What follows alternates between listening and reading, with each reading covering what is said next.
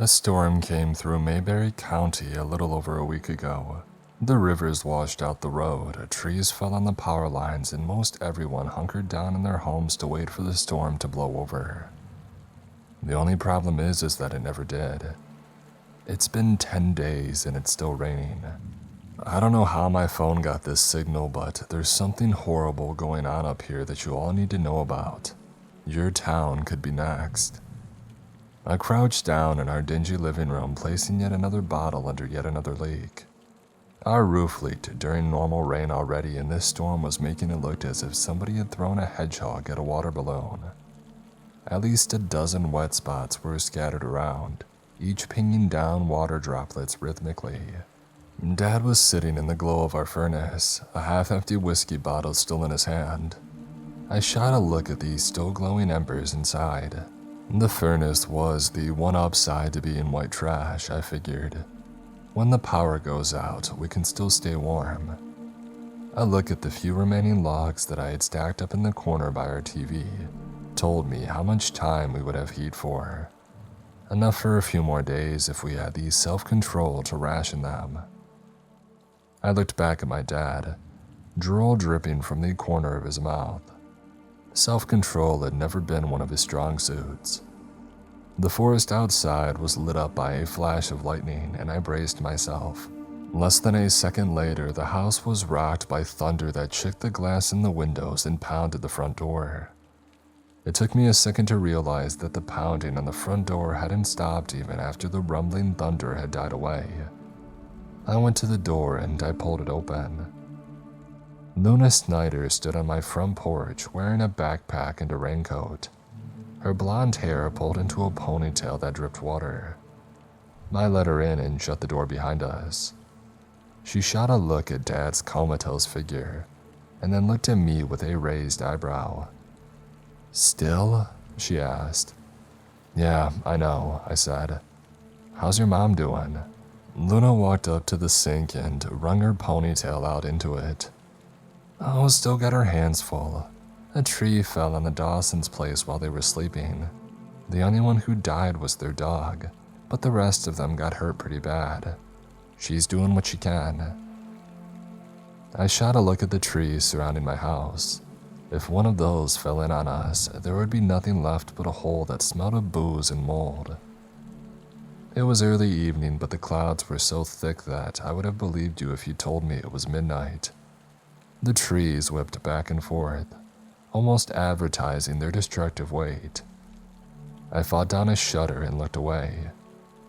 "Listen," Luna said, pulling a note out of her backpack and handing it to me. "My mom needs some more medicine and wants an update on the town. Everything she needs we can get if we make a quick run to the pharmacy on Main Street and pass by the fire station to check on Stanley and the messages there." She shot me a sheepish grin.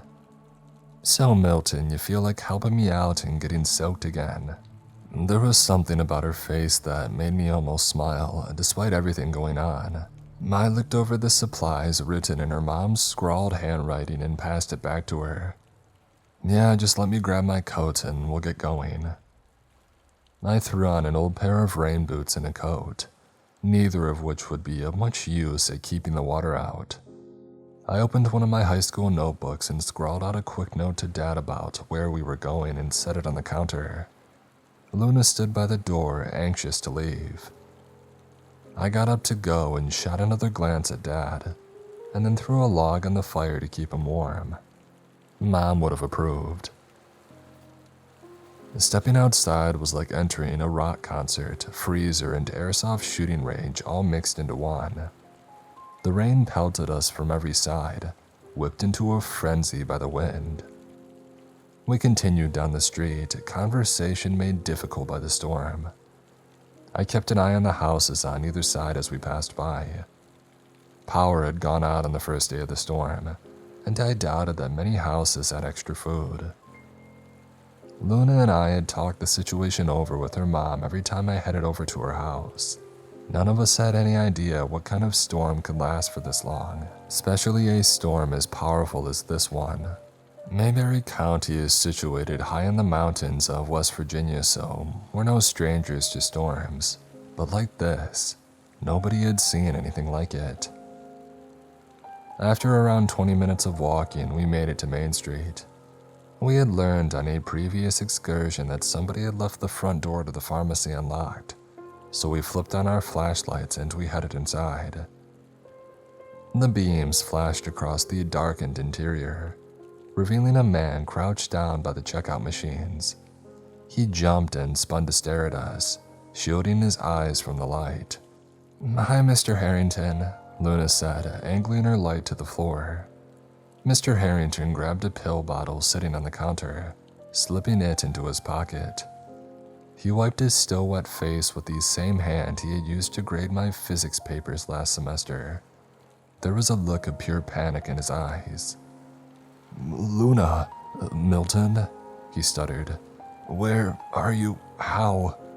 He seemed to notice our flashlights for the first time.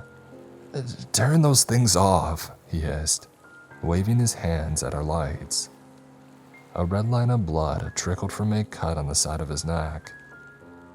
Luna flipped her light off, and after a short pause, I did the same, reducing Mr. Harrington to a black silhouette. I had been fearing this for a few days now. My childhood had been spent watching enough apocalypse films to know that apparently people turned into panicked animals in situations like these. I stepped forward, pulling Luna behind me and cursing myself for not bringing the pistol that my dad kept in his closet. Stupid. If he attacked us, it would be my fault. "How did you get hurt, Mr. Harrington?" I asked, trying to keep my voice level. I was at the fire station. There was..." Mr. Harrington cut himself off. A flash of lightning lit up the inside of the shop. Mr. Harrington was looking away from us, instead staring into the darkness at the back of the shop. He let out a moan that was cut off by a roll of crashing thunder, and then he turned back and ran at us. I braced myself for his charge, but Mr. Harrington didn't run at me or Luna. He ran for the door, sprinting out into the rain. I let out a low sigh and sat down hard on the linoleum, the adrenaline coursing through my veins, making my knees weak. Water dripped off the end of my nose onto the speckled white and black floor. Luna flipped her light back on, staring into the black of the store. "Did you hear what he said about the fire station?" I reached out and flipped my own light back on. Yeah, maybe he had tried attacking it and Stanley fought him off. I don't really care though. Come on, let's grab your mom's stuff and get out of here. Luna nodded, unzipped her backpack, and began making her way down the aisles. I jumped over the prescription desk and pushed open the window to get to the drugs they kept back there. After a few minutes of throwing pills into bottles, we were done. We headed back into the rain, walking down Main Street towards the fire station. The fire station was one of the only places left in Mayberry County that still had power. Stanley, the fire chief, ran the place. He had a network of walkie-talkies linked to several houses throughout the county. If there was an emergency, they would call out to him and he would be able to get help. With the roads out and the town isolated, it was probably the only help that anybody could expect. I reached back and grabbed Luna's hand as we made our way down Main Street. "I wouldn't want to get separated, you know," I shouted over the wind.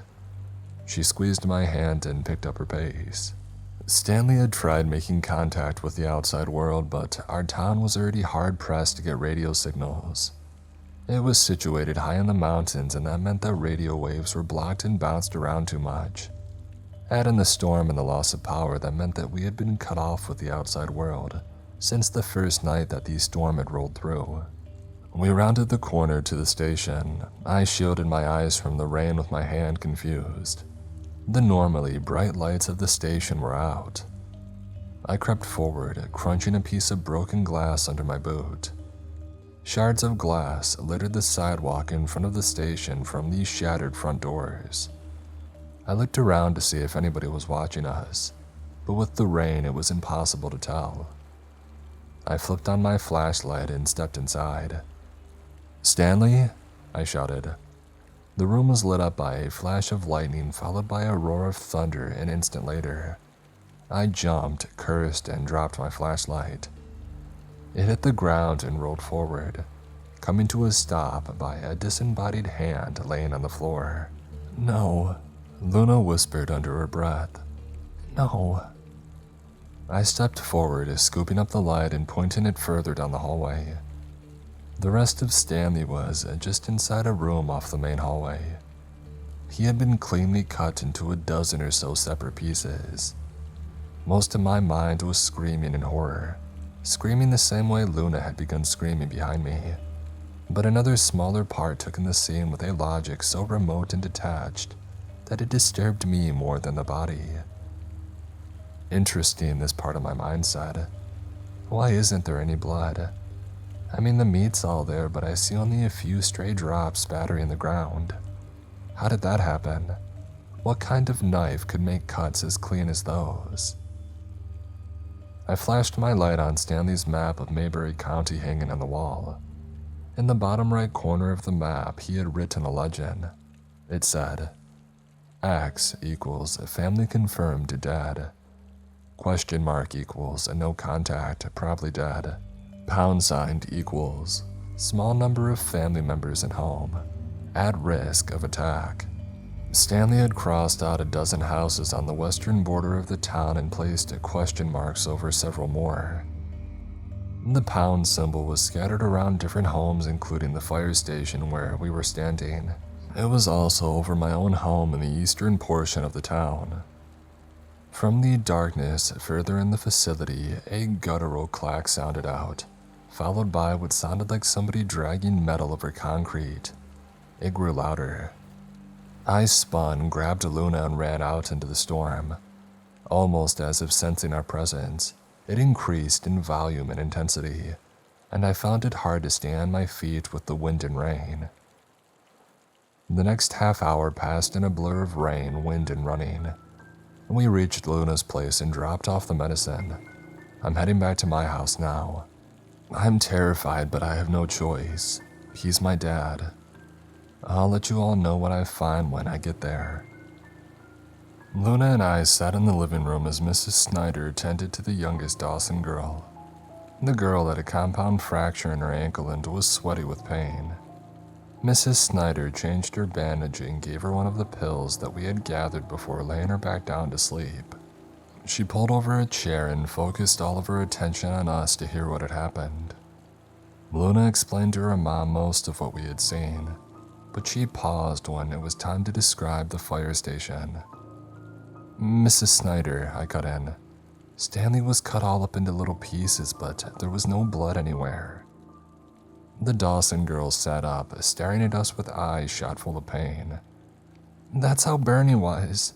I filled his bowl with dog food, but he was in the kitchen all cut up, and then the storm blew the tree down. Mrs. Snyder gently pushed her back down on the couch. Sleep, she said. Her voice was kind but held a firm note of command. The Dawson girl fell back and closed her eyes, asleep almost immediately. We told her about the map Stanley had set up in the fire station and how it had marked my house as being at risk. Mrs. Salinger too, Luna said from behind me. What? I asked. I looked at the map, she said almost absent-mindedly. In this part of town there was a symbol on your house and on Mrs. Salinger's. Luna's mom looked between us, her eyes sharp. Listen, here's what we'll do. You'll both go get Milton's dad and then you'll swing by Mrs. Salinger and bring them both here. We'll make room. My mind flashed back to the half-full bottle of booze that I had left in my dad's hand. My dad might not be in a state to walk, especially in this storm. Some of the sharpness in her eyes gave away, revealing pity. Oh, fine, you'll both head to your dad's place. You'll stay the night with him until he's in a state to move. Then tomorrow morning, you'll bring him and Mrs. Salinger here. We agreed and slung our coats back on and set out through the storm. It had weakened considerably. I allowed myself a faint hope that it might finally be ending. When we reached my house, I saw that the half-empty bottle was now entirely empty.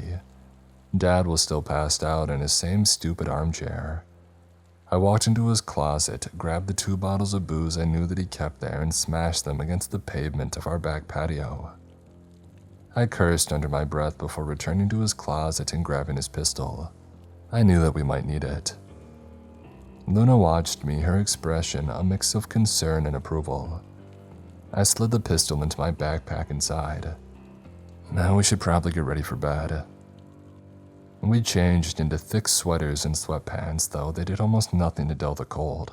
I pointed to the narrow twin bed in my bedroom. You can sleep there. I'll pull over some comforters and sleep in the ground beside you. We lay down, the rain now faded to a patter that somehow comforted me despite everything. I stared up from the ground at the motion of the ceiling fan, unable to sleep. You think my mom's gonna be okay? Luna asked from above me on the bed. Don't worry, she'll be fine. Mr. and Mrs. Dawson are there with her, and they're mostly uninjured. On top of that, your mom's the smartest person that I've ever met. I let some bitterness creep into my voice, unlike a certain drunk that I know. I'm scared, Milton. Yeah, I am too. Luna cleared her throat. You know, I wouldn't mind if you joined me, if you want. I felt my heart skip for a moment. Did she mean up on the bed? What else could she mean? I sat up, watching her for a moment to see if I had misunderstood. She lifted her thick comforter and I crawled underneath it, pulling another blanket to double layer on top of us. Luna wrapped her arms around me, burying her face against my chest. You're warm, she said. Yeah, well, you're freezing. Luna let out a muffled laugh. A moment of silence passed between us. I'm sorry about your dad. The words cut deep and I let out a long, low sigh. You want to know what the funny thing is? I said. My dad really is a good man, kind, funny, and thoughtful. It's just that booze that gets him like this. With my mom's accident, he turned into this. I haven't seen the old him in years. Another long moment of silence passed. Well, I hope I get to meet him someday, she said. I hope you do too. I pulled her tight and soon we were both fast asleep.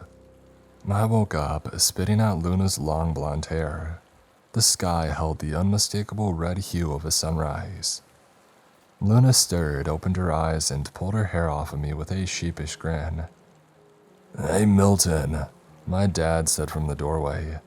His face held the same pinched expression it always had when he was hungover. Do you know what happened to the booze in my... He noticed Luna. Oh, hi, Luna. Luna froze, her face colored bright red. She shot upright and bent over in a half-nod, half-bow. Hi, Mr. Maves. This isn't what it looks. She trailed off, as if realizing nothing she could say would improve our situation. After the initial awkwardness passed, we explained to him what we had seen and what our plan was. He was hesitant at first, but when he heard Luna's mom would have headache medicine, he agreed. We ate what little food remained at my house for breakfast and set off towards Mrs. Salinger's place. The rain dripped down from the leaves above us, now no stronger than an average afternoon rainstorm. Hope that it might actually be over surged in my gut as we reached the house. Mrs. Salinger, I said as I ran up the steps, only realizing at the last moment that the door was swinging open on its hinges. I paused on the front porch, looking into the house. A black silhouette was standing in the living room. It looked to be around 6 feet tall, and my eyes were drawn to where it had 2 hooked blades on the ends of its arms instead of hands. One hook of the creature held what looked like a piece of Mrs. Salinger's foot. It made a horrific slurp as it sucked on the stump. Luna ran up the stairs beside me. Milton. But then she saw it. It rose up to its full height, turning to face us and letting out the same guttural clack that we had heard in the fire station. We turned and ran down the steps, grabbing my dad as we passed him. The storm kicked up immediately, from a simple patter to a full-blown tempest. Wind whipped from every side, but we kept running. After just a few seconds, trees began to topple around us. We fell to the ground and cowered as the wind, rain, and hail all battered us. After what seemed like an eternity, it died down a little. I shot a glance around, half expecting to see the black silhouette leaning over us, but it was nowhere to be seen. We made it back to Luna's place and had a minor breakdown. Mrs. Snyder listened to our hysterics with rapt attention and silence. When we were done, she handed each of us a banana and told us to eat. "Listen," she said, "here's what I figure. That thing must be vulnerable, otherwise, why would it need the storm?" She looked at me. "You brought that gun, right?" I pulled it from my bag and set it on the table. "Good." She sat back, rubbing her eyes. A part of my mind wondered how much sleep she had been getting for the past week. Finally, she sat forward again. We'll figure something out, but for now we should probably eat those peels. They're edible and we're just about out of food." I stared out through the window at the waves of water that were somehow still pouring down before turning back into the living room. Luna Snyder knelt down next to a couch, wiping Joe's forehead with a cool rag. I knelt down beside Luna, watching Joe's face. She was sleeping, thankfully. The poor girl's broken leg was infected. She had spent most of the past 12 hours in a feverish haze. Luna reached out and grabbed my hand. I squeezed it, not knowing what to say. My stomach ached with hunger. Mrs. Snyder stuck her head into the living room. "Luna, Milton, come with me." Luna shot a look at me, her expression grim. Her long blonde hair was pulled into a ponytail that was still dripping water from when we had gone out earlier that day. We were both only 18, far too young to be expected to know what to do in a situation like this. We followed Luna's mom to the kitchen where my father and Mr. and Mrs. Dawson stood at the counter. "Joe doesn't have much time," Mrs. Snyder said, "but with the roads washed out, driving's off the table." She rubbed her forehead, her face bearing the same grim expression that I had seen earlier on Luna. "It'll take a day or two to reach the nearest town on foot, but I don't see another option." "We would need food," I said. "None of us have eaten a full meal in days. If we're going to be trekking through the woods, we'll need energy." "Milton and I will search for some," Luna said in a firm tone. "You guys need to stay here and look after Jill." Thunder cracked and rolled outside. None of us jumped. We had all grown accustomed to it by now. Mrs. Snyder drubbed her fingers on the surface of the table, staring at her daughter with a mix of exasperation and thoughtfulness. "Fine," she said. "Don't stray too far from the house." Luna nodded. We left the conversation at the kitchen and walked to her room to prepare our clothes for the trip. "So, where are we going?" Luna asked me, sticking an arm through her rain jacket. "There's a trailer park a mile down McElroy Avenue," I said. "I would guess that the people living there probably left to search for better shelter." What I didn't tell her was that my family had lived there until I was 10. Luna already knew that I was white trash, but I still found myself trying to hide parts of my family's background. Her mom was a doctor after all. We basically came from different planets. I pulled on my worn rain jacket and laced up my boots. They would do almost nothing against the amount of rain that we were going to be walking through, but I figured I was fighting off the wind more than the rain. It was bitter cold out there, especially once you were soaking wet. I pulled on my backpack too, checking to be sure that my dad's pistol was inside. When we had gathered our things, we walked to the front door. Stepping out into the rain meant a return of the now familiar feeling of getting blasted in the face by a fire hose. The wind whipped each raindrop against any exposed skin like miniature BB pellets. The roar of the wind and crackling thunder made conversation all but impossible. I reached out and grabbed Luna's hand, in part to keep from getting separated in the darkness, in part because something about being out in the wind and rain was flooding the animal part of my brain with adrenaline, and in part because I was pretty sure that I was in love with her. We had reached the trailer park a little after 6 p.m., though it was dark enough out that I would have believed you if it was much later. We started searching the trailers one by one. Someone had clearly already passed through the park. Most of the trailers had broken front doors and all were empty. I cursed under my breath. If we didn't get food, there was no way that we would make it on a multi-day journey out of town. I was so hungry that it was giving me nausea. I sat down hard on these steps leading to a trailer. Luna watched me, though it was hard to read her expression through the darkness, the rain, and the hood of her jacket. She reached out and pulled me to my feet, and then pointed off in the distance. A rundown house occupied the lot next to the trailer park, reminding me of my own house in a way.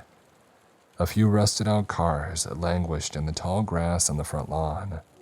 Luna pointed to it again, shouting something that was lost in the rain and wind.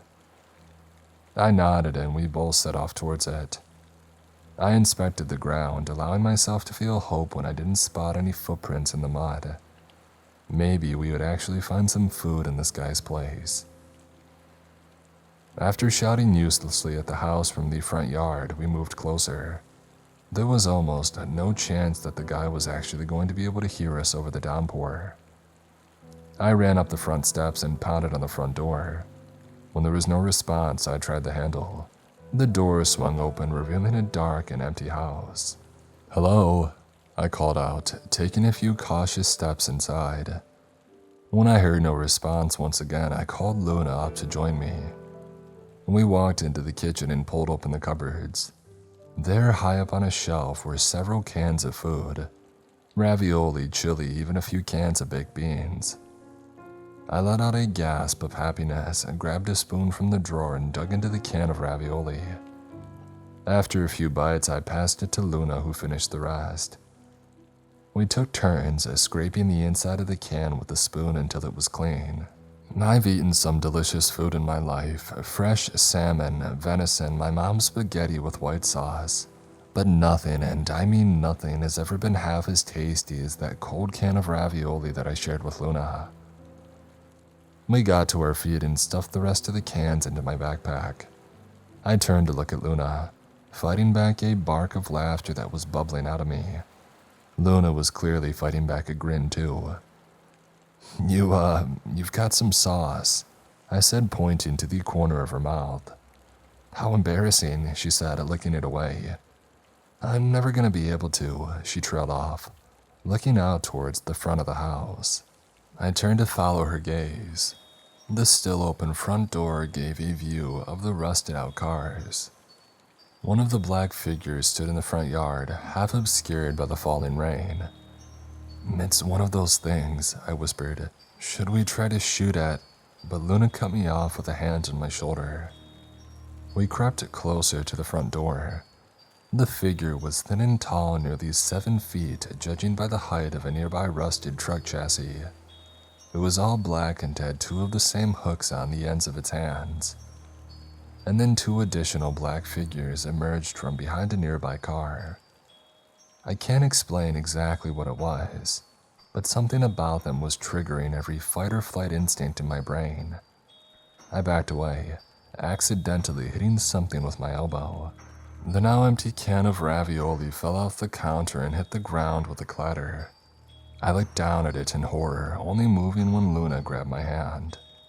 We ran down the hallway towards a bedroom. Luna slid open a closet and shoved me inside before running to a nearby window and sliding it open.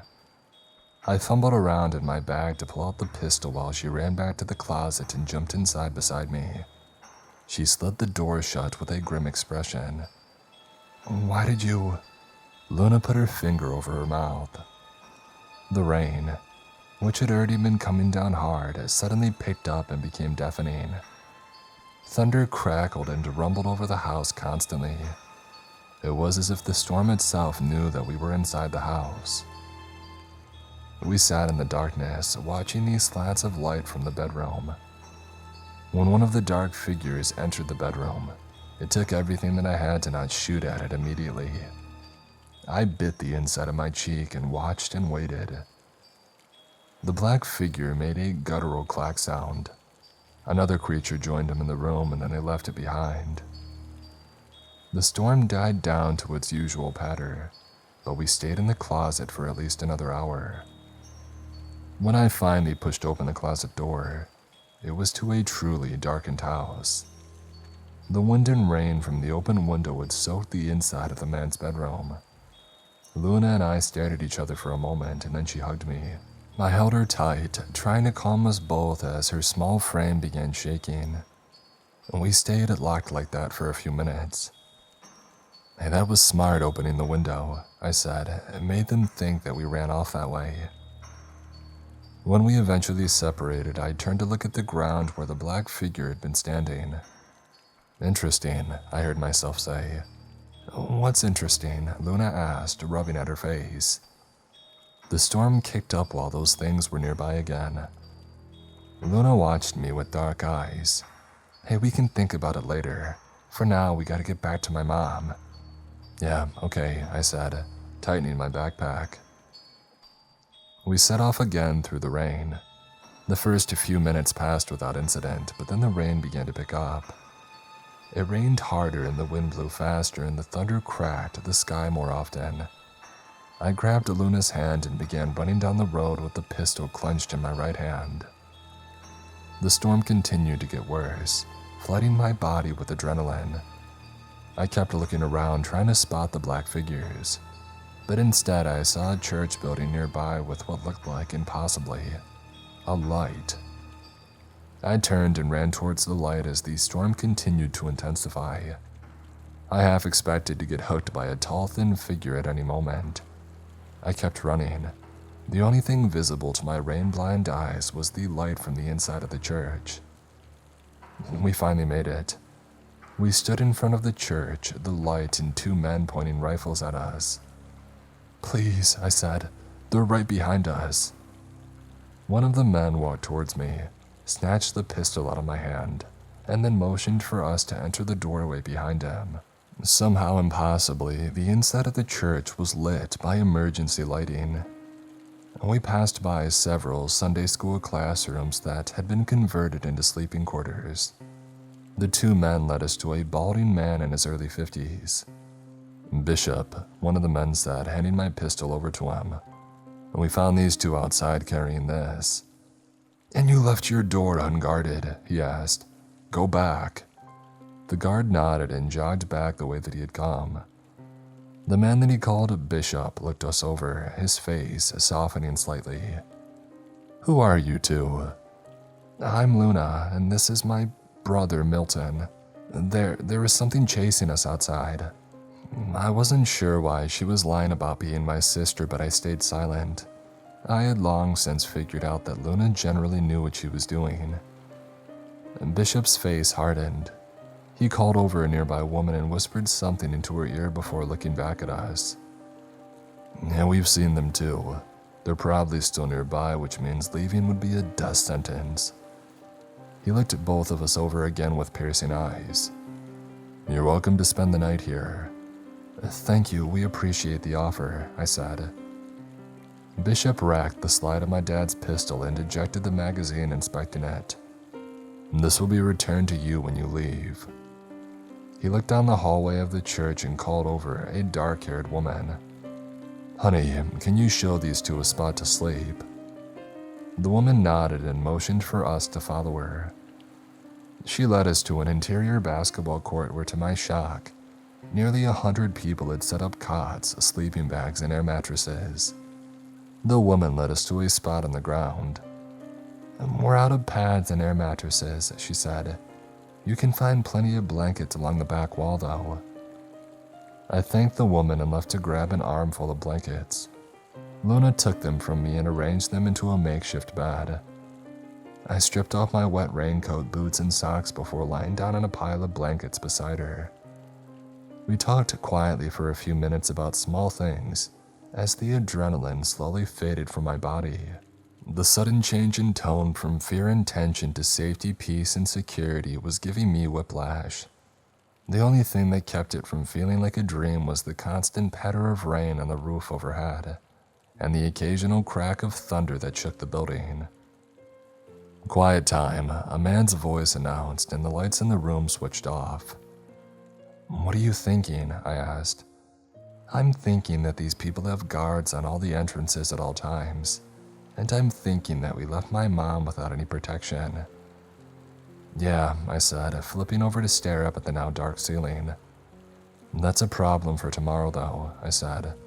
"The sun will come up tomorrow, bet your bottom dollar there'll be sun." Luna gave a groan.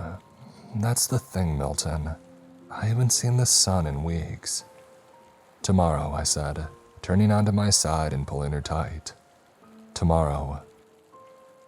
Something wet splashed the side of my head.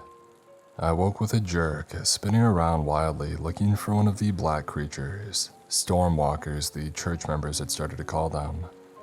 Instead, I saw Luna standing over me holding 2 cups of water and a sheepish expression. "Very funny," I said, rubbing my now damp hair. "I didn't expect her reaction to be that violent," she said, handing me one of the cups. I grunted and took a few gulps. "It's strange, we were in the middle of a more than a month-long thunderstorm and yet we still woke up thirsty each day."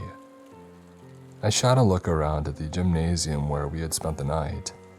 Families were talking together and a few kids were running back and forth along one of the walls. I drained the rest of the cup as a tall blonde man armed with some kind of combat rifle approached us. "Bishop wants to talk with you," he said. He looked to be in his early 20s. I got to my feet and followed him and Luna to an office where Bishop was standing over a map. The blonde man leaned against the back wall as Bishop nodded towards us. "We've talked it over," Bishop said. "We would like to invite you to stay here with us." "I appreciate the offer," I said, looking back at Luna. "But our family's still outside and we can't leave them." Bishop looked thoughtful. "I can respect that. I have a proposition for you both." He pointed down at one of these streets on the map of the town. "Here, the Marstons, a family in our congregation, decided to wait out the storm in their own home.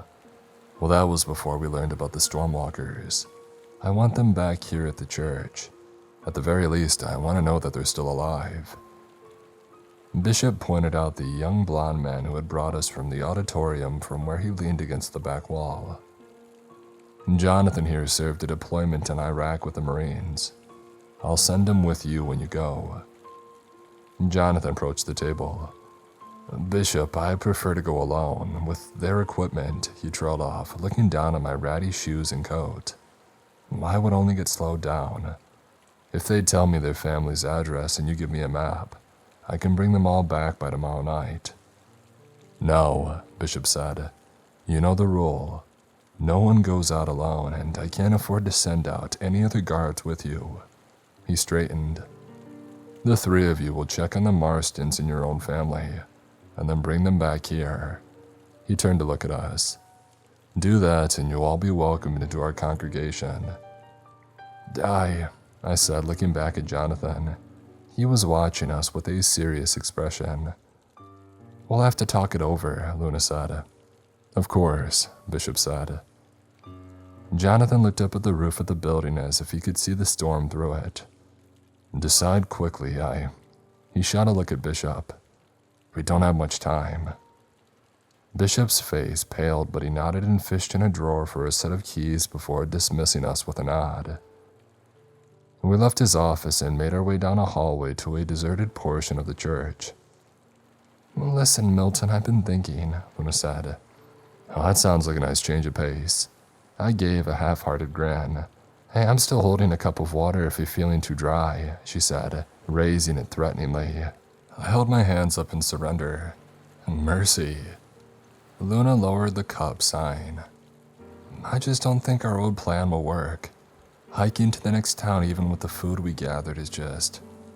Jill only has a few days before it's too late. We need a better endgame."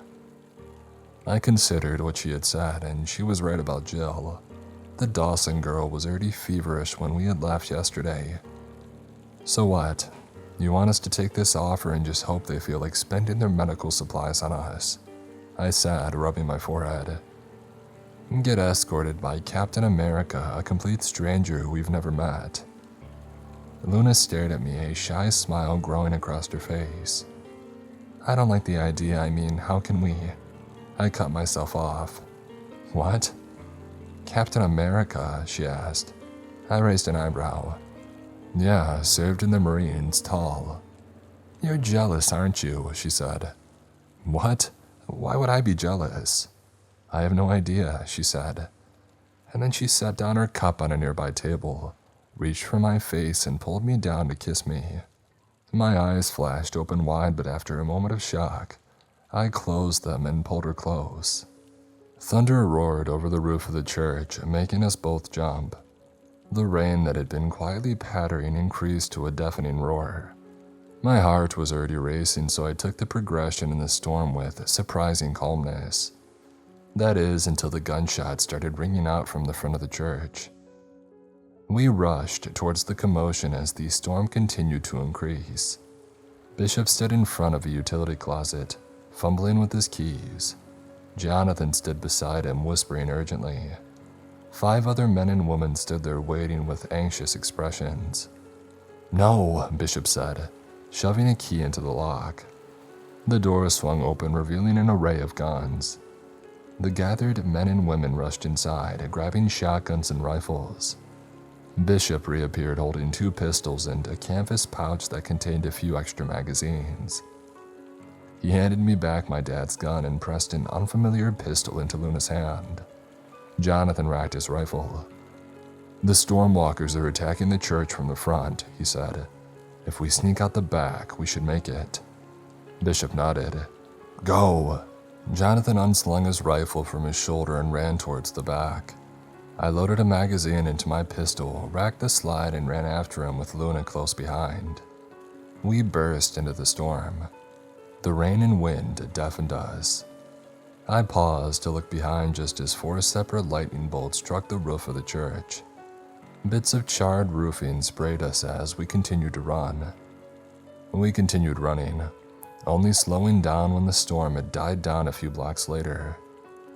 I pressed my fingers into a cramp on my side, breathing hard. Jonathan raised his hand and then slowed to a stop. How? Luna asked, also breathing hard. How did you know that we didn't have much time? How did you know there weren't any of those creatures behind the church? Jonathan looked away. It doesn't matter. It doesn't matter. It sounds like it matters a heck of a lot. Jonathan ignored her, taking a drink from a water bottle. He looked up the street and then shook his head. I'm not from this town. My family moved here while I was deployed. He looked around. And we didn't grab the map. I saw where Bishop pointed. It's a dozen miles away, more or less. It's going to take us a few hours of walking to get there. Jonathan slung his rifle back over his shoulder. He felt safe, I realized. Somehow he knew that there were no stormwalkers near here. A few hours, Jonathan said, nodding. Well, let's get started then. I stuffed my pistol into my jacket pocket but kept a hand on it. Jonathan somehow knew where they were or where they would be. And I didn't like that, not one bit. I reached out with my other hand to grab Luna's and then started walking. The rain continued to pour down. Jonathan led the way ahead of us with the rifle strapped across his back, setting a brisk pace that was leaving me out of breath. He wasn't carrying the rifle in his hands, a decision that confused me. I had seen the black creatures. They had killed a few of my friends. They were so black that the only way to see them in detail was at the edge of their silhouettes. The creatures were tall and had long, sharpened hooks instead of hands. I shuddered, pausing when Luna grabbed my hand. She said something that was lost to the pounding rain and rushing wind. I squeezed her hand anyway, and then dropped it to check that my dad's pistol was still tucked in my jacket pocket. After a few hours of walking, my boots and socks were soaked through with rain. My fingers were numb with the cold, and I was half deafened by the irregular roaring thunder overhead. But we had finally reached the end of Luna Street. Jonathan turned around and gestured us closer. You two go and get your family. I'll go check on the Marstons further down. I'll be back here in an hour or two. I don't think so, I shouted over the rain. We're coming with you, that's what Bishop said. The wind whipped raindrops into my eyes, but it was still easy to see the annoyed expression on Jonathan's face. If we want to make it back to the chapel before nightfall, you're going to have to make sure your family's ready. I can go, Luna said. My house is another 15 minutes of walking down this road. No way, I said. What if there's one of those black creatures near her house? Jonathan shook his head. There are no stormwalkers anywhere near here. How could you know that? I asked. He stared at me, his eyes hard. I just do, she'll be fine. I turned to look at Luna and she nodded. I'll be back in an hour or two, I said. One way or another. Jonathan and I set off down the rain-flooded street, stepping over fallen branches and around the deeper piles of mud. I had questions to ask him, but the wind and rain made that all but impossible. An hour or so later, Jonathan came to a stop, then turned up a long, windy driveway that cut through some trees. I followed close behind, sweeping the trees for any black silhouettes. The driveway opened up to a clearing with a single two-story house. I breathed a sigh of relief. One way or another, that meant that we were finally getting out of the rain. We walked up the steps to the porch and I lowered the hood of my raincoat and rubbed the water from my eyes while Jonathan banged on the door. Bill, he shouted. Marge. He waited a few seconds and then banged again. When there was no response, he tried the handle. The door opened into the dark house. I pulled out the pistol from my jacket pocket, images of the creatures flashing through my mind. Jonathan shot me a look and waved for me to put the gun away. Why? I asked. There aren't any stormwalkers nearby. I stuck the gun back into my jacket pocket but kept a hand on the butt of the pistol. We stepped inside. Jonathan flipped on the flashlight. It was still early in the afternoon, but the clouds and rain were thick enough that the inside of the house was lit by nothing more than dark blue shadows and the occasional flash of lightning. Jonathan called out into the empty house again as we stepped forward. I shut the door behind me and locked it. We were halfway through the living room when a man stepped out of the kitchen. Can I help you? He asked. Jonathan stiffened. Where are Bill and Marge? He asked. The man in the kitchen was clean-shaven, thin, and had a voice that made me think that he had to have been in his late 50s. I couldn't see his face very well, though his silhouette was outlined by the occasional flash of lightning behind him. I'm not sure who that is, he said. Well, you're standing in their house, Jonathan said, his voice hard. The man looked around at the house as if noticing it for the first time. Oh, well, I'm afraid this house was empty when I found it. I've been hunkering down here for the past few days.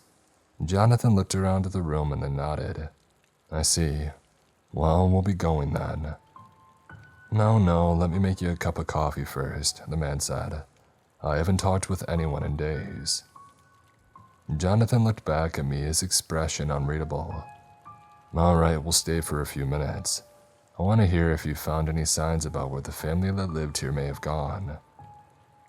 They both sat down in the living room, but I stayed standing. Is there a bathroom here? I asked. The man pointed down the hallway. Hey, fill the tank with that bucket of water I got in there when you're done, he said. I walked down the hall into the bathroom. It was very dark, so I pulled out a flashlight and kept it pointed at the ceiling to scatter the light. I peed for what felt like an eternity. I had been holding it all day, not wanting to go with those black creatures stalking the woods. After I flushed, I filled the tank with the nearby bucket. I stepped into the hallway, and instead of walking back to the living room where Jonathan and the man were talking, I walked further into the house towards the master bedroom. I pushed open the door with a loud creak and flicked on my flashlight. The carpet of the room was stained with thick blotches of red blood. I turned towards the bed and saw more of the dark stains covering the blankets. I flicked off my flashlight. He had killed them, or he had found them dead and he wasn't telling us. I walked towards the living room, trying to think of what to do. Jonathan and the man were both still talking. Jonathan's rifle was laying against the couch a few feet to his right. The man shot a nod in my direction and I sat down next to Jonathan. My hand was gripping my pistol tightly inside my jacket pocket. The man looked at me and his smile faltered. "Is everything all right, son?" he asked. I turned to Jonathan and tried to keep my voice so that only he could hear it. "I think he killed them inside there." In a flash, the man jumped to his feet and pulled a pistol seemingly out of nowhere. Jonathan froze, his hand half extended towards his rifle. "Hand back," he said, his voice coming in huffs. "I heard that door creak. Why did you have to?" he trailed off, switching the pistol back and forth between us. "All right," Jonathan said, raising his hands. I kept mine inside my pockets. "I see we've been trouble for you. We'll be on our way now." The man shook his head. "So what? You can come back with a mob of your friends." He rubbed at his face. "I was starving and they had food. They gave me some at first, but then they stopped. Our daughter is hungry, blah." He continued to switch, pointing the pistol between us. Jonathan, with his hand still raised in the air, slowly got to his feet. "We're going to walk out the door now, very slowly." He looked down at me. "Milton." "No," the man shouted as Jonathan began to walk. No, you won't." He fired into Jonathan's side. Jonathan grunted and fell to the floor as I pulled the trigger on the pistol still inside my jacket pocket. It was hard to miss with the man standing so close to me. His arm broke with the impact of my first shot, and then most of his head fell apart with my second. I continued to fire as he fell to the floor. I pulled my hand out of my pocket. My pistol was stuck. Somehow the slide had torn the fabric and gotten caught. I knelt down next to Jonathan with shaking hands. He coughed and sat up. "Oh, well, that figures," he said with a ragged breath. "Didn't think I'd go out this way." The bullet hole was just below and outside of his right nipple. Dark blood was already staining his shirt. He coughed into his hand and pulled it away bloody. He stared at it with a grim expression. "A lung. Got me in the lung, not good." He nodded towards the corpse of the man who I had murdered just seconds before. "Go grab me his pistol, would you?" I ran over to the man that I had murdered, doing my best to avoid looking at the bloody ruin that remained of him. I grabbed the pistol and brought it over to Jonathan. He ejected the slide and looked at the bullets. A .22 caliber could have been worse, I suppose. I'm probably still a goner. "Listen," I said, "what size shoes do you wear?" He looked at me with a confused expression. "What does that have to do with?" He shook his head. "I wear size 10s. "Good enough," I said. "Luna's mom's a doctor. Give me your shoes. I'll need them to run there in time." "Oh, is that so?" The Marstons liked ATVs. Jonathan grit his teeth. "Riding one of them will hurt like crazy, but it'll beat walking. There might still be one in the garage." I ran outside where I found a functional ATV. It was a struggle carrying Jonathan out there, but he managed to steady himself in the seat. I pulled my jacket's hood low over my eyes and gunned the engine out onto the street. Even with the ATV, it still took almost 20 minutes to get to Luna's house. The water was so deep in places that I thought we would be swept away or get stuck in mud. Luckily, I avoided the major problems and we made it to Mrs. Snyder's place. My dad and Mr. Dawson helped carry Jonathan inside. I grabbed his backpack and rifle from where we had stored it on the back of the ATV and walked inside where Luna was waiting. Mrs. Snyder worked quickly to make an operating room out of her kitchen table. She instructed them to drop Jonathan on top and then injected him with some kind of painkiller before removing his jacket and shirt. His bullet wound was still dripping blood, but that's not what caught my eye. What caught my eye was a large black scar on the top of his right shoulder. I would have thought it was a tattoo if it wasn't clearly a cut that separated the skin. Black tendrils stretched out from the wound underneath the skin, slowly moving as if they were trying to grasp and spread. Thunder roared outside, louder and closer than I had ever heard it before. Jonathan gasped and grabbed at Mrs. Snyder. They're close. They're outside, at least 5 or 6 of them. She injected him with another dose and he fell back into unconsciousness. I turned to look at Luna. She was staring at the black tendrils under Jonathan's skin. "Dad," I said. "Mr. Dawson." I held up Jonathan's rifle. "Do either of you know how to use this?" I turned to look out the sliding glass door that led to the backyard. "I think we're going to need it." Luna held the only source of light, a single LED flashlight, as her mom continued to work on Jonathan's bullet wound. Lightning flashed outside, casting our shadows against the walls of the house. I fumbled with my dad's pistol, trying to eject the magazine to replace the bullets that I had fired earlier that day. "Jonathan said there were some of those creatures outside," I said. 5 or 6 at least." Mrs. Snyder looked up from Jonathan's side with a concerned expression. "He was just shot. He couldn't have known." "We need to get to the storm cellar," Luna said. "Mom, trust me." The thunder cracked overhead. Mrs. Snyder looked over at her daughter with a disbelieving expression that melted into a tense expression of focus. The backyard was visible through the sliding glass door in the kitchen, lit up by another flash of lightning, and then another. A tall black figure stood in the grass, silhouetted by the blue blinding light of the lightning strike. Mrs. Snyder turned and began barking orders. "Bill, grab that rifle and keep it pointed at the back door. Milton, you and Luna go into the front room and grab Jill." Luna and I ran down the hallway towards the living room where Jill was sleeping. The storm intensified outside, the same way it had when the church had been attacked. We reached Jill where she lay on the couch. The living room had 2 windows, both long since boarded up from the outside. With the next flash of lightning, I saw that one of the wooden boards had been removed. The sound of breaking glass mixed in the space between thunderclaps, and a black hook extended through these slats during the next flash of light. I took a wild shot that splintered a nearby piece of wood. The young Dawson girl was still delirious, so I handed Luna the pistol and threw her over my shoulder. When we reached the kitchen, Mr. Dawson was pointing the rifle at the sliding glass door. He had turned on a flashlight attached under the barrel, which meant that it was easy to see the stormwalker on the other side of the glass. His skin was glossy, almost reflective. He reached out with one hooked hand and began tugging at the door. It was locked. "Milton, move now," Luna's mom shouted.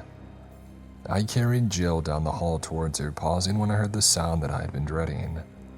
The sliding back door shattered into pieces. I turned to look back in horror. Mr. Dawson, Jill's father, was standing his ground as these 7-foot-tall creatures stepped into the house. He fired twice, striking it in the chest. The figure collapsed in a heap, still illuminated by the light coming from Mr. Dawson's gun. Mr. Dawson fired once more into the corpse of the creature. Mrs. Snyder shouted for me to run, but I couldn't pull my eyes away from it. The light from the rifle jerked, and I looked up at Mr. Dawson, confused. Another flash of lightning revealed a black hook extending through his chest. His rifle clattered to the floor. I turned and followed the group towards a set of slanted wooden doors. They led down into a damp concrete cellar that smelled of mold and dripped water. Not surprising, some distant part of me thought. It had been raining for a month. Luna shut the wooden doors and then took a step back. I set Jill down near her mother and then returned to Luna's side. She shoved the pistol back into my hands and then held the flashlight with 2 shaking hands. I turned my attention to these slanted doors at the top of the steps. "Are there any other entrances to this room?" I asked. Luna shook her head. Each second passed like hours, marked by the rhythmic drip of raindrops down into the cellar. When I shot a look back, all that I saw was blackness. The only source of light was the narrow white beam held in Luna's hand. The beam still pointed at the cellar door. One of the doors began to creak open. I fired through the wood, the explosion of the gun deafening us in the small room more than any blast of thunder. And then the storm truly began. The wind howled, the thunder increased, and the rain poured down. I wondered briefly if this is how the people in Noah's time felt. The flood, the storm that never stopped. Judgment Day.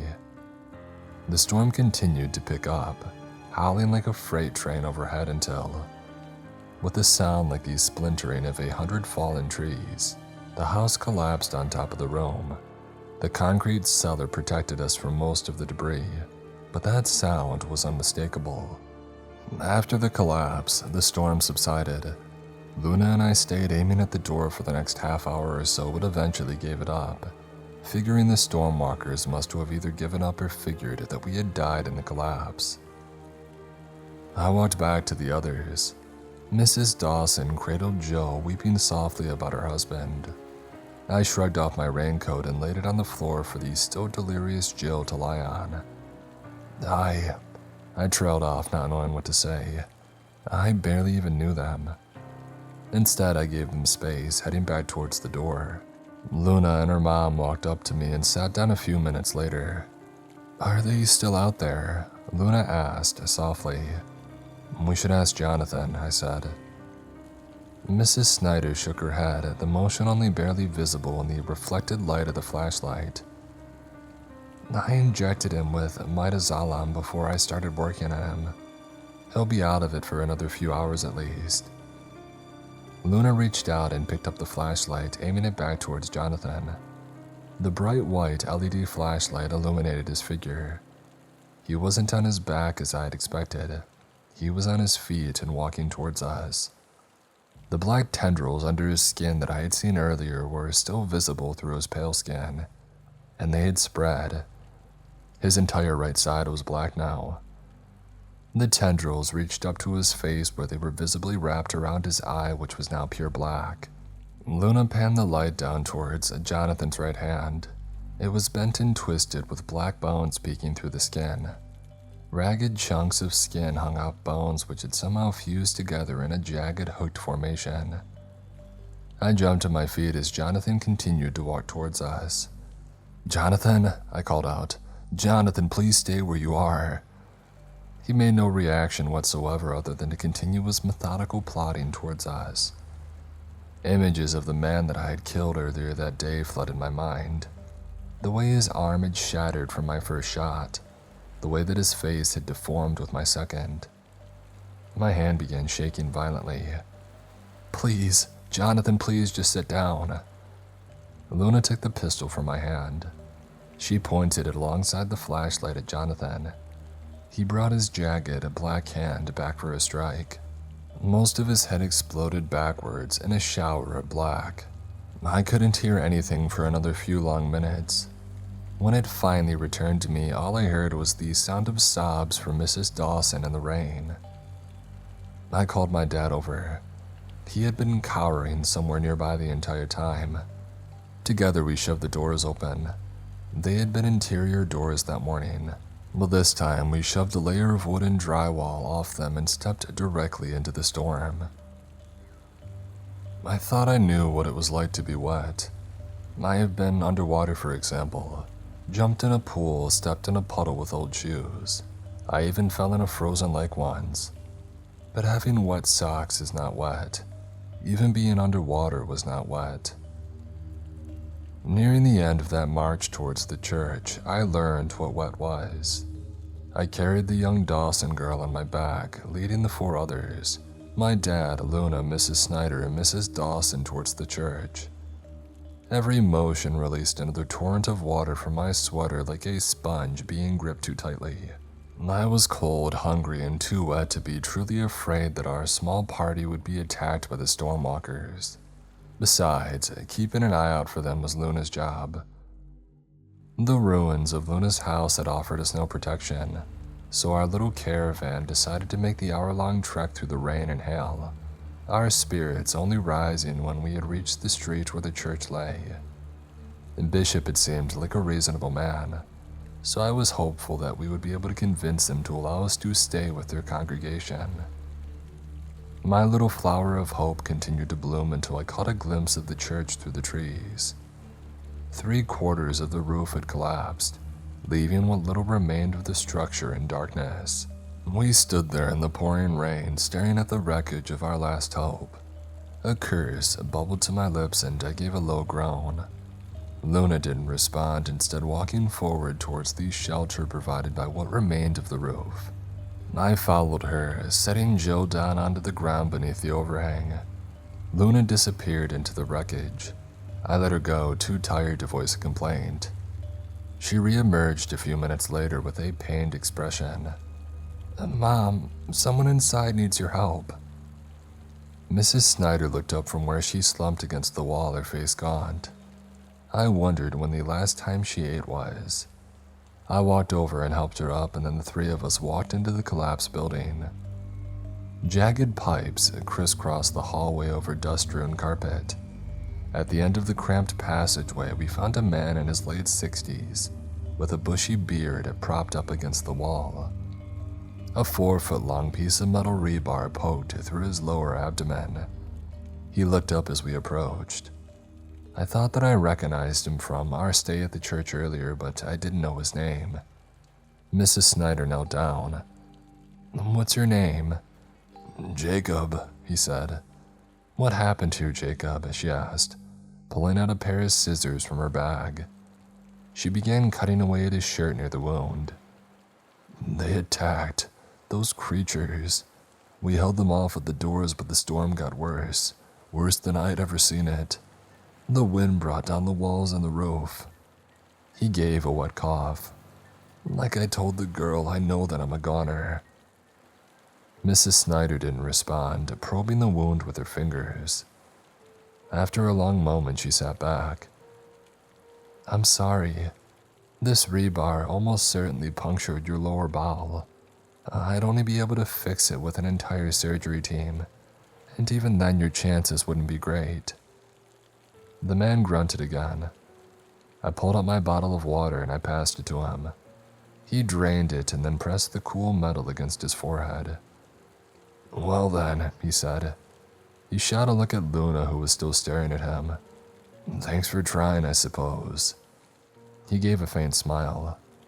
"You remind me of my granddaughter." Luna continued to stare, her eyebrows knitted together. The man seemed to consider for a long moment. "Do you all have a place to stay?" he asked. "No," Mrs. Snyder said. "We don't." He nodded. "I was a bit of a doomsday prepper. I built a bunker under my backyard just in case. My old lady gave me so much grief for it, rest her soul." He trailed off, staring into the distance. "All that work and money, and I didn't even use it when doomsday came." "Why aren't you there now?" I asked. "I stayed there for the first week, but it was just so boring. I've been a member of this congregation and knew they were holding out here. I figured there would be safety in numbers. And it goes to show me." He shot a look at Mrs. Snyder. 56 Shinkai Street, the one with the lookout tower in the backyard. Key to the padlock is 1277. Good luck. Now go on and get out of here before they come back." We straightened and made to leave. "Wait. Luna, was it? Can I have a word in private?" I shot a look at Luna, who nodded, and then I followed Mrs. Snyder down the hallway towards my dad. Luna emerged 2 minutes later, her face stony. She sat against the wall before sliding down to the ground. I walked over and sat next to her, bringing my knees against my chest. "You good?" I asked. He wanted me to find his gun from under the nearby rubble, so that he could end it if the pain got too bad. "Did you do it?" "Of course," Luna said, staring down at her hands. She flexed her fingers. "So what do you think about this bunker?" I asked. "Well, at this point, the bar is so low that we're tripping over it," she said. "I'm willing to give it a try." We waited under the church for the next hour or so, gathering our energy. I filled up my water bottle from a nearby drain spout, figuring it was clean enough.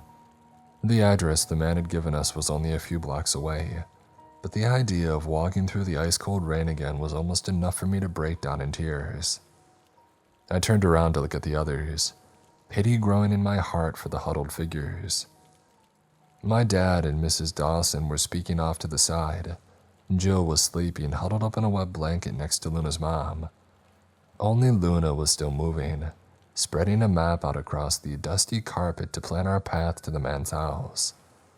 A wave of affection for her spread over me, suddenly cut off by a memory of Jonathan.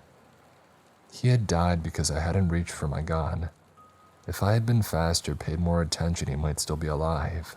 The memory of those black tendrils spreading under his skin made me shudder. He had been infected by that thing, but it hadn't spread until he was already weak from the gunshot wound.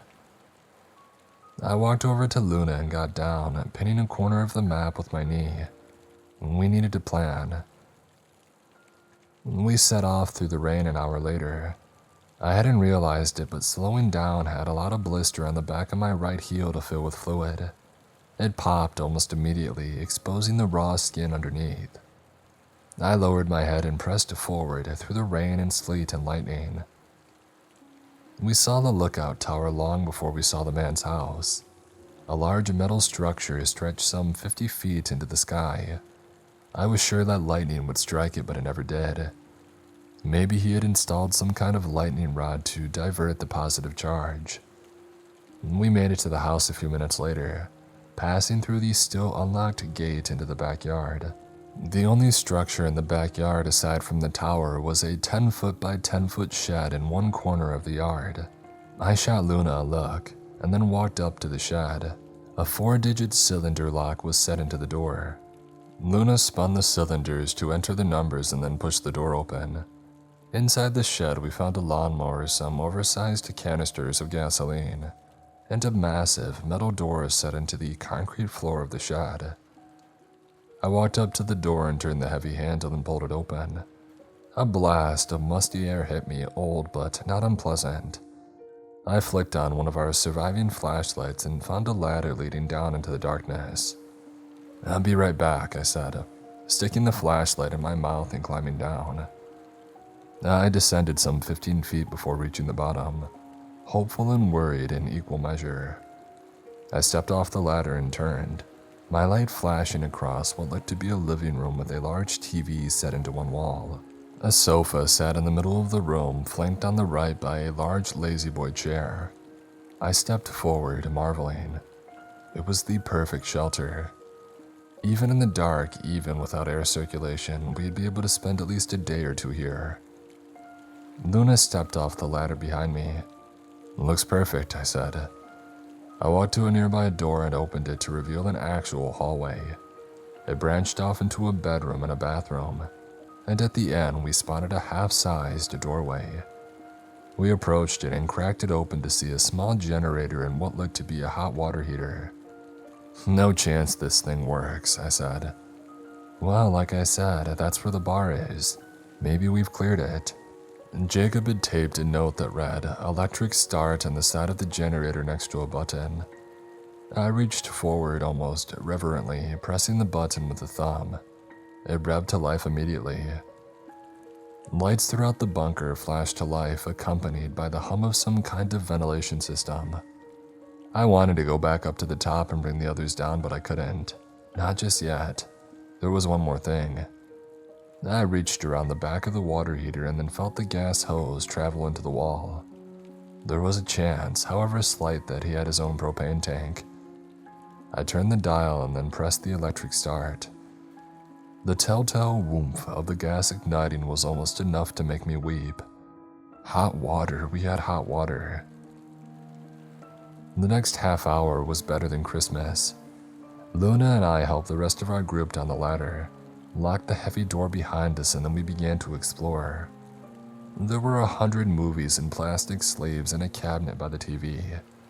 There was an honest-to-God thermostat on the wall, and best of all, we had found a dozen MREs, a military prepackaged meal stuffed into a cupboard. We tore into those MREs, scarfing down the macaroni, chili, and jalapeno cheese spread. Before we knew it, we had gone through 3 of them. Some part of me spoke to restraint, but another part spoke to happiness. We had gone weeks without enough food, days without security, and too many nights without sleep. When we had eaten our fill, we each took turns in the shower. Those 5 minutes under the warm water did more for my sanity than even the food. We gathered around the living room, speaking quietly with each other when Jill asked for us to play Thor Ragnarok on the TV. It was almost too much. 2 hours later, we split up to sleep. Mrs. Dawson and Luna's mom and Jill shared the bed in the bedroom, and my dad slept on a mat in the hallway. The couch was open, but Luna and I didn't even have to discuss it. We grabbed a thick blanket from the corner and snuggled into the lazy boy. Luna buried her head against my chest and I laid back, rubbing my thumb against the back of her hand. "Thanks," I said. "For what?" she asked. "You've been holding us all together, maybe even more than your mom. Thanks." "Of course." I looked down at her, but her eyes were far away. "You thinking about Jacob?" "You did the right thing. I mean, we're safe here at least for a week or two. Safer than we've been since the beginning of all this." "I know I did the brave thing," she said, her eyes coming back into focus. "I just hope that it was the right thing." "Yeah," I said. "We're probably still screwed, Milton," she said, gesturing vaguely. "The gas or the food will only last for a few days. The rain shows no sign of stopping, and all attempts to either escape or communicate with the outside world have failed. Not to mention all the black creatures walking around bringing God's wrath down. Luna, that sounds like a problem for tomorrow, Luna, and tomorrow, Milton. Frankly, those two can go screw themselves." She looked up at me and gave a sheepish smile. I reached down and gave her a kiss. She returned it eagerly. Tonight, we were warm, well-fed, and both smelled of Jacob's overpoweringly minty shampoo. Far above us, even the loudest rolling thunder seemed muffled.